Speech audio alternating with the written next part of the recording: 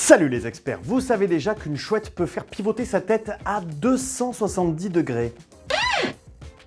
Ou que la banane possède plus de gènes que l'être humain. Bonjour, je suis une banane et je suis supérieur aux humains. Mais vous voulez renouveler votre stock de faits insolites pour vous la péter à la machine à café?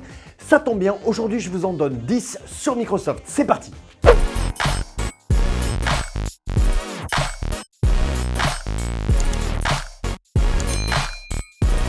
Déjà, il faut savoir que le nom Microsoft est un mot valise composé de micro pour microcomputer, ou micro-ordinateur et du terme soft pour software. logiciel. Le logo. La version actuelle du logo Microsoft a été inaugurée en août 2012 et vous savez sans doute déjà, malin que vous êtes, que chacune des 4 couleurs du logo pourrait être rapportée aux différents univers qui composent l'écosystème Microsoft. Par exemple, orange pour Office, vert pour Xbox, bleu pour Windows et jaune pour Bing. Mais est-ce que vous saviez que ce logo est apparu pour la première fois dans une publicité pour Windows 95 ?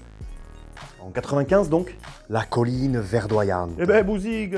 Ça vous dit quelque chose? La colline verdoyante, appelée Bliss. en anglais, était le fond d'écran installé par défaut sur le système d'exploitation Windows XP de Microsoft. Le cliché a été pris en 1995 dans la vallée de Napa en Californie par Charles O'Rear. Si on part du principe que Windows XP est le système d'exploitation qui a été le plus vendu, 400 millions de copies en 2006, ok? Et que cette image est affichée au moins une fois pour chaque copie lors du premier démarrage, eh bien on peut tout simplement se dire que c'est l'image sortie d'une banque d'images la plus célèbre au monde. Et pour information, cette colline verdoyante, elle ressemble à ça maintenant. Oh bonne mère que c'est joli. De l'art chez Microsoft. Depuis 1987, The Microsoft Art Collection, collection d'art de Microsoft, a réuni plus de 5000 œuvres d'art exposées dans plus de 180 campus à travers le monde. Elle regroupe des peintures, des sculptures, des photographies, des œuvres papier, des céramiques, des œuvres en verre, des œuvres multimédia, des impressions, des collages, des dessins, des œuvres textiles ou encore de métal. Sacrée collection. Quoi? Ah, il vous manque la musique, c'est ça? Eh bien sachez que Microsoft collabore actuellement avec Björk pour créer Archives de cœur. Il s'agit d'un morceau créé grâce au talent de la chanteuse et à une IA développée par Microsoft. Comment ça marche? Une caméra est postée au sommet de l'hôtel Sister City à New York. Elle capte tout ce qui se passe dans le ciel new-yorkais, les oiseaux, les avions, le lever et le coucher du soleil, mais aussi les nuages que l'IA peut différencier en fonction de leur densité. Elle traduit alors tout cela en musique, en piochant dans les différents arrangements de chœur de la chanteuse. Je vous invite à cliquer sur le lien dans la description pour écouter cet ovni musical qui joue non-stop. Moi perso, ça me fascine.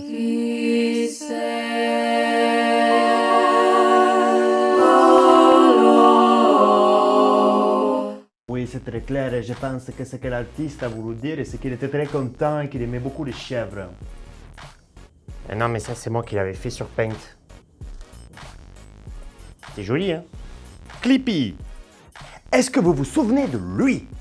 C'était le compagnon d'Ed sur Office de 1997 à 2003. Mais est-ce que vous saviez aussi que c'était une star? En plus d'aider les gens sur Office, il a eu sa petite carrière d'acteur, pépouze. Il a notamment joué dans un épisode des Simpsons, ou encore dans Animator vs Animation 3. Une vidéo qui a quand même fait plus de 43 millions de vues. Ça fait beaucoup de vues. Une mention honorable tout de même pour son cousin, Pipey, qui a joué dans la série Silicon Valley. Solitaire au Panthéon. En 1990, Microsoft intègre le solitaire à son système d'exploitation. Vous avez certainement joué à ce jeu de cartes sur votre ordinateur.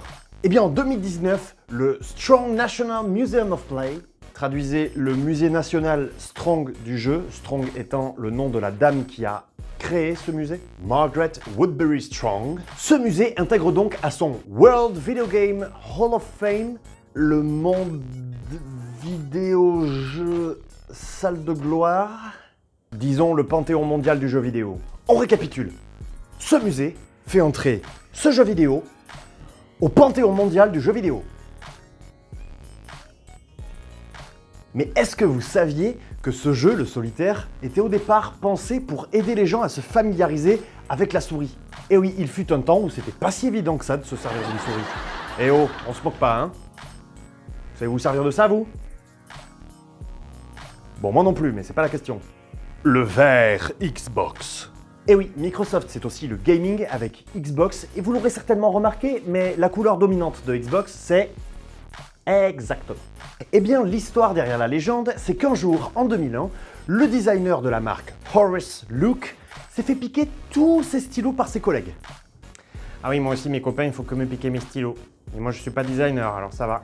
Il ne lui reste alors qu'un marqueur vert avec lequel il réalise le concept art du logo Xbox, et apparemment, ça a bien plu.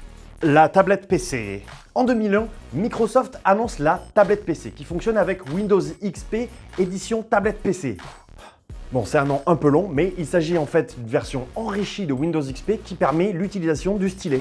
C'est fou, près de 8 ans avant la démocratisation des tablettes tactiles. Halo 4, un carton. Halo 4 en 2 chiffres qui sont en fait des nombres, c'est 24 heures et 220 millions de dollars. Ok? C'est mieux que le dernier volet de la saga Harry Potter et mieux que The Avengers. Cortana, Cortana, Cortana, Cortana. Microsoft a créé un assistant personnel intelligent, une IA, intelligence artificielle, qui vous aide au quotidien sur tous vos produits Microsoft. Et pendant son développement à cette intelligence artificielle, eh bien son nom de code c'était Cortana. Je m'appelle Cortana, comme l'intelligence artificielle de Halo. Enfin, comme elle n'existera que dans 500 ans, c'est peut-être le contraire. De nombreux internautes, des fans du jeu Halo, ont demandé à ce que ce nom soit gardé officiellement. Et Avec plaisir. Surtout, n'hésitez pas. Et enfin pour finir, le jeu le plus vendu au monde. Avec 176 millions d'exemplaires vendus, je crois même pas à ce que je viens de dire. Avec 176 millions d'exemplaires vendus donc, c'est... Suspense. Au fait, je vous avais dit que... Ouais bon, ça va, ouais, ça. Avec 176 millions d'exemplaires vendus, c'est Minecraft qui l'emporte. Et ouais mon pote, qu'est-ce que tu vas faire? Et il l'emporte d'autant plus qu'il se place devant Tetris et GTA. Voilà, c'est la fin de cette vidéo. Ah, vous allez pouvoir crâner au boulot. Bon, j'espère que vous avez appris des choses. Quant à moi, je vous dis à très vite dans une prochaine vidéo. À bientôt les experts. Bon allez, je vais loot du diamant pour me craft une épée moi.